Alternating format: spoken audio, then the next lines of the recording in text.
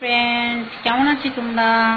আসলে ফ্রেন্ড, আমি অনেক সরি, হঠাৎ করে আবার ফিরে আসলাম।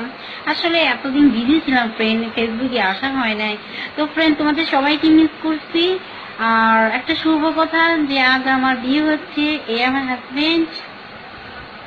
High, are you? কেমন আছো তোমরা ফ্রেন্ড? ভালো আছো? এটা আমার স্ত্রী। আমার স্ত্রী অনেক সুন্দর লাগছে আজকে। তোমার স্ত্রী বরাবরই সুন্দর, বুঝলা? আরে বাবা, তোমাদের সুন্দর হলে কি হবে, কিন্তু মনটা কিন্তু সুন্দর না, মন অনেক কঠিন। মন সুন্দর হবে কিভাবে? তোমার কথা যদি আমি উদ্বোস করি তাহলে তো মন একদম সহজ, আর তোমার কথা যদি উদ্বোস না করি, একটু যদি কথায় তর্ক ভিতরে চলে যাই, তার জন্য তোমার বউ এখন খারাপ হয়ে যাবে।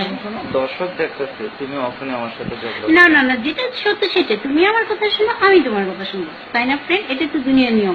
শুধু ওয়াইফ কথা শুনবে না, হ্যাঁ, হাজবেন্ডের কথা শুনবে।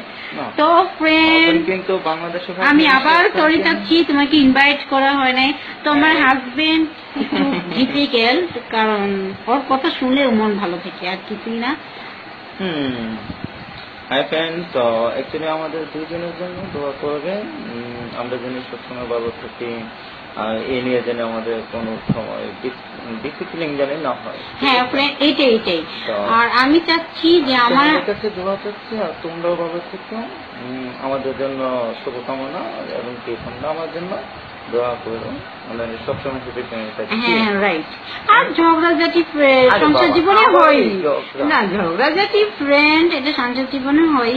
আমি চাচ্ছি যে আমি এমন একটা দেখতে চাইছি যে সে যেন সব সময় অলওয়েজ ভালো থাকে, তার সব ভালো, তার শেষ ভালো, যা সব ভালো তার। হ্যাঁ ফ্রেন্ড, না আমি আসলে জানি না আমার হাজবেন্ড কতটুকু ভালো, তো জানি যথেষ্ট ভালোবাসি সবসময়। তুমি আমার সবকিছু আমার ফ্রেন্ডদেরকে বলে দিবে, এটা কিন্তু ঠিক হলো না। ঠিক আছে ফ্রেন্ড, দেখছো কি করতেছে?